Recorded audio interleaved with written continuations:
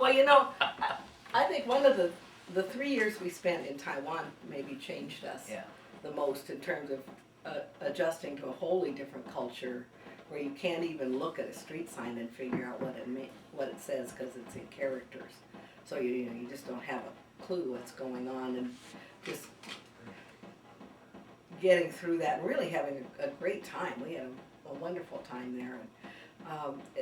So we have done all kinds of, we've always seemed to, wherever we are, get the globe, some international aspect involved some way in what we were doing. Even living on a reservation or near a reservation in North Dakota, which can seem to outsiders like a really insular place. It's very connected to the world. One of the things Doug got to do was go to the 5 stands in Central Asia with USAID and do economic workshops there. You tell about that, but then there's a story in this that. Well, this was later after the Cannonball project. I mean, yeah. there was one trip I took to China that was while we were doing the right. Cannonball project, and I took a person from the tribal administration, Bob McLaughlin, and we did a 1-month tour of China, and then came back through Haiou.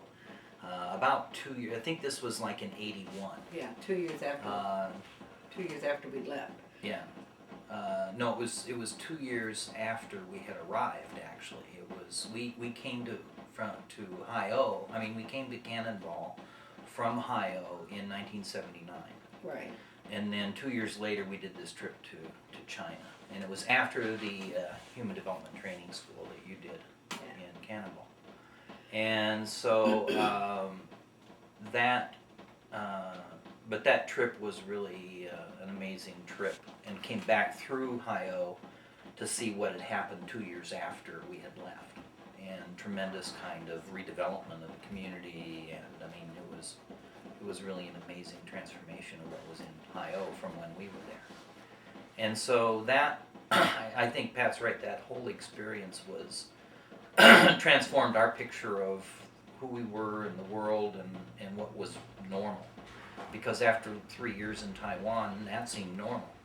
And coming back to the United States was very strange. I mean, there's a lot of wasted space here in terms of we're not growing things in the ditches on the roadsides, and people are all spread out, and everything's enormous in terms of size of vehicles, and it was a real culture shock in some ways to come back to this country. But of course then we came back and lived on a reservation, and so that was also a very impacting, because we'd gone, I don't think we'd ever seen anything like Cannonball in terms of, we went halfway around the world to find human suffering and to deal with that in some way in human development projects, and but here it was right at home on our back door. So 300 miles from where I found the high school. From where Pat was. That's where Cannonball is. Well, and the other thing is we were more isolated from the goods and services of the world in Cannonball than we were in the little village in Taiwan. In Taiwan, you wait long enough, everything comes through some vendor or the other. The snake medicine dentist would come through and pull teeth if you needed your teeth pulled, and clothing vendors, and there was the fruit lady came every day, the pork man came every morning, the vegetable lady came morning and evening. You could get the guy that made popped rice, shot from guns, would come through every now and then, and you'd take your rice over there. They always put sugar on it and kind of made the equivalent of Rice Krispie bars out of it, but we just wanted it plain, and they couldn't figure it. The villagers were aghast. Then we take it home and put milk and sugar on it, and then they really just thought, those Americans are plumb crazy. But moving to Cannonball started